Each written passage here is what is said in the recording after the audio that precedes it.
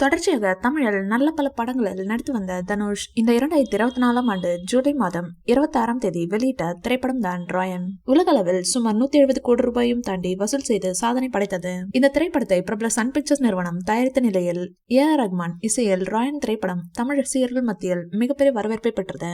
சில தினங்களுக்கு முன்பு நடிகர் தனுஷ் இயக்க உள்ள அவரது 4வது திரைப்படம் குறித்து அறிவிப்பு வெளியாகி அவரது ரசிகர்கள் மத்தியில் மிகப்பெரிய வரவேற்பை பெற்றது. இட்லி கடை என்று பெயரிடப்பட்டுள்ள அந்த புதிய திரைப்படத்தை டான் பிக்சர்ஸ் என்கிற தயாரிப்பு நிறுவனம் தயாரிக்க உள்ளது. இது அந்த நிறுவனம் தயாரிக்கும் முதல் திரைப்படம். இந்த சூழலில் ஏற்கனவே அவருடைய நடிப்பில் வெளியான ராயன் திரைப்படத்தின் தொடர்ச்சியாக தான் இந்த இட்லி கடை என்கிற திரைப்படம் இருக்கும் என்று சில தகவல்கள் பரவி வருகிறது. இதனால் லோகேஷ் கனகராஜ் போல தனுஷின் சினிமாட்டிக் யூனிவர்ஸ் உருவாக உள்ளதாக தகவல்கள் பரவி வருகிறது. தனுஷ் அடுத்ததாக அவரது மகனை வைத்து ஒரு படம் எடுக்க இருக்கிறாராம். தமிழ் சினிமாவில் தன் மகனை அறிமுகப்படுத்த உள்ளாராம். கூடிய விரைவில் அதற்காக பூஜை போடப்பட உள்ளதாம். இந்த பூஜையில் குடும்பத்தில் அனைவரும் கலந்து கொள்ள உள்ளார்களாம்.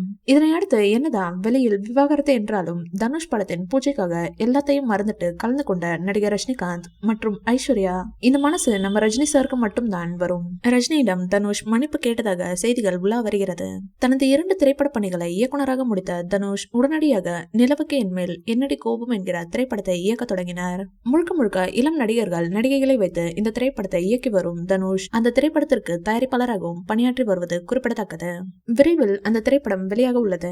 இந்த வீடியோ பிடிச்சிருந்தா லைக் பண்ணுங்க, ஷேர் பண்ணுங்க. மேலும் ரஜினி சார் பற்றிய தகவல்களுக்கு எங்க சேனலை சப்ஸ்கிரைப் பண்ணுங்க.